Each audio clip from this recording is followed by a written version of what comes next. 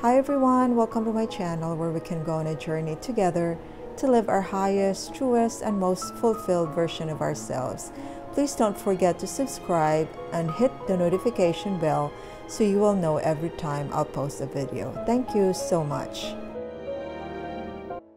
Today's video is very controversial, but I opted to make this video and have a reaction on the RedTable talk about sex with Gwenyth Paltrow and all the RedTable women. I think this is an important topic that most women don't want to talk about it, but I know underneath they want to talk more about it. And we have a lot to say about it. We are part of the equation, and this is important. I'm definitely not a sex expert. I had my struggles at the beginning, but I've been very honored that some friends and family and even colleagues and team members from work have opened up to me about their problems with their sex lives. And it's real, and it's affecting their work, it's affecting their lives. We all know about failed marriages and failed relationships because of problems of sex.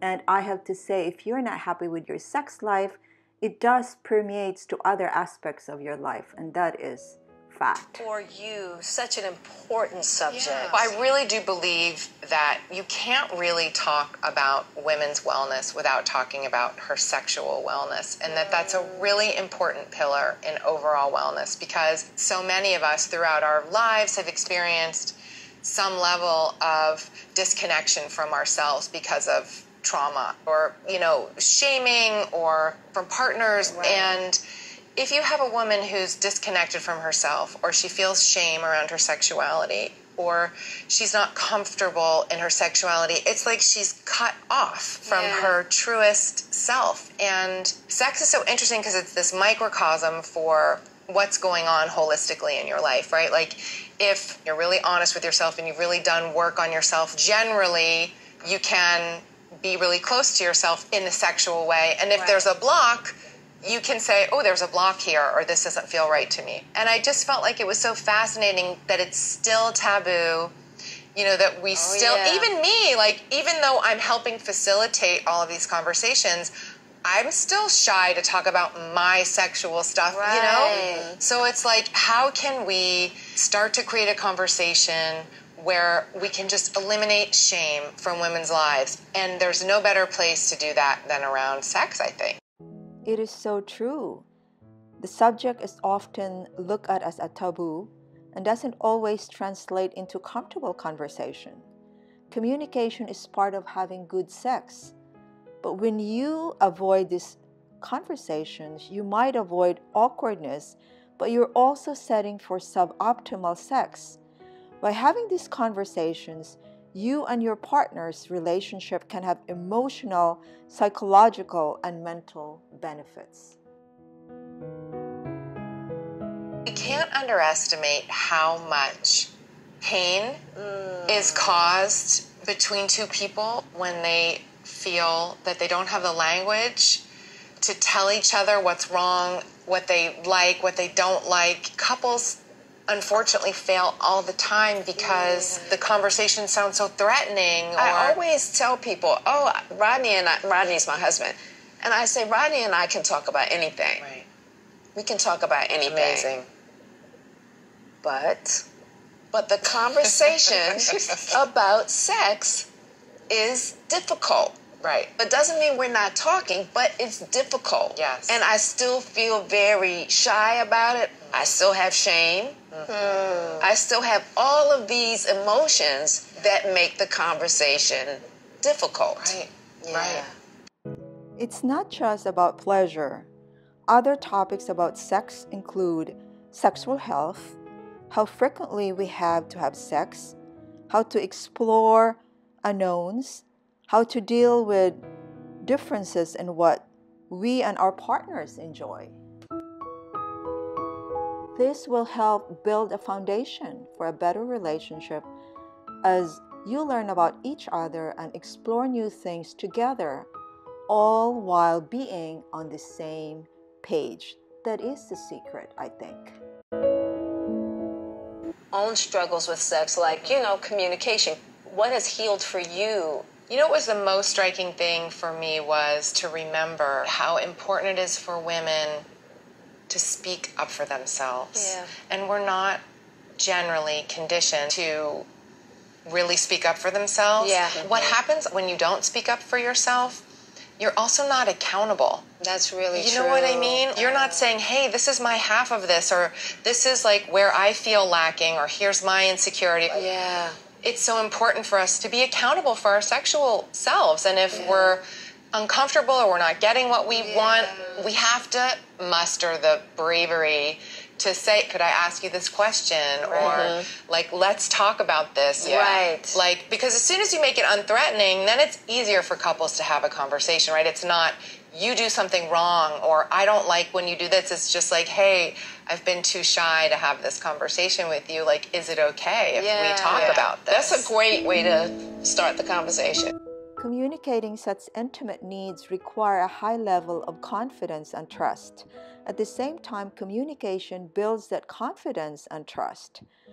Talking about how sexual likes and dislikes can run on a spectrum. There are activities that you love, ones you can't even think about, and all the stuff in between. What happens to things you haven't heard of, or when your own desires change? Talk about your likes and dislikes, but remember, you can always change your mind. Communicating keeps it open with your partner. But you also brought something up that I think is supremely, supremely important, and that is the idea of accountability. Right. Right. That actually bleeds through our entire life. Yes. We can be accountable for our realities, for the quality of our existence, whether it's in the bedroom, whether it's in the workplace, That's right. no matter where it is. Yeah. So that is a very, very powerful point. Otherwise, we stay in victim Yes, consciousness, right? absolutely. Like someone's doing something to me. I so agree about accountability, not only on your sex life, but on everything. Owning your piece of the puzzle or piece of the communion. It's the first step towards success in anything that you do. Talking about sex works best as a two-way conversation, and that equals accountability. What is your part on this equation? What is your partner's part on this equation? It's time to step up. The victim mentality is so yesterday. It's they hurt me. Right. They did this to me. I can be over here and be resentful. Yeah, be angry. Right. Be And then we don't get vengeful. anywhere. Nope. Right. Especially for women, for us, sometimes that's a very difficult subject to talk about, accountability. Yeah. So we've read that you're having some of the best sex these days, which, yay! And you're 49. Yes. You'll be But I'm a 50 next year. newlywed, so it's like Yeah. I'm cheating maybe a little bit. Yeah, You know? I get that. Yeah. So I am too, kind of. How many? only 3. We just had our 3-year. Yeah, we just had our 5th. Oh, congrats. Yeah. Me, on the other hand, down and dirty at 26. That's amazing. Oh, It's incredible. It's really, hard. I know. I'm I sure. mean, the thing that Will and I talk about a lot is the journey. I mean, we started in this at a very young age, 22 years old. It's crazy. That's why the accountability part really hit for me, Yeah. because I think Yeah. you expect your partner to know, especially when it comes to sex. Right.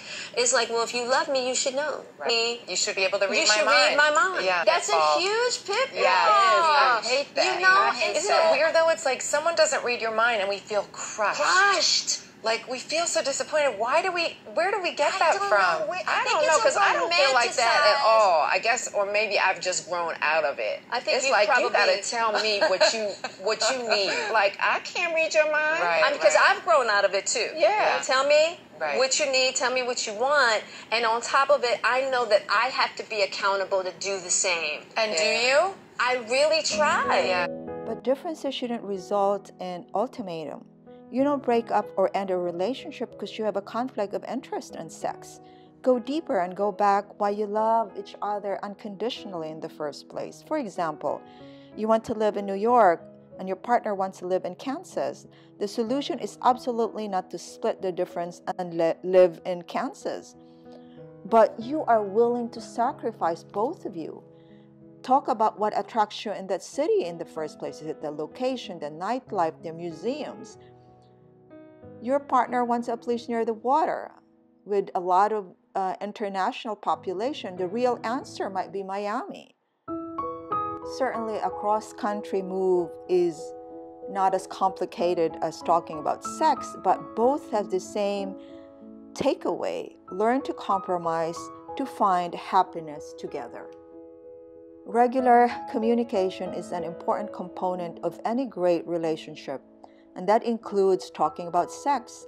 The conversation is necessary for all couples, and it isn't a one-time event. It's something you should take part regularly before you get married, as newlyweds, and further during your partnership, especially during your later years. Yes. Having a healthy sex life is a great gift, and it's to be enjoyed and nurtured. Thank you all for watching. I hope you learned something from this video. I think this is one important topic for us women to talk about, and also men, all genders. This is a universal topic. So be kind, be loving, and be inspired. Take care, everybody. Bye-bye.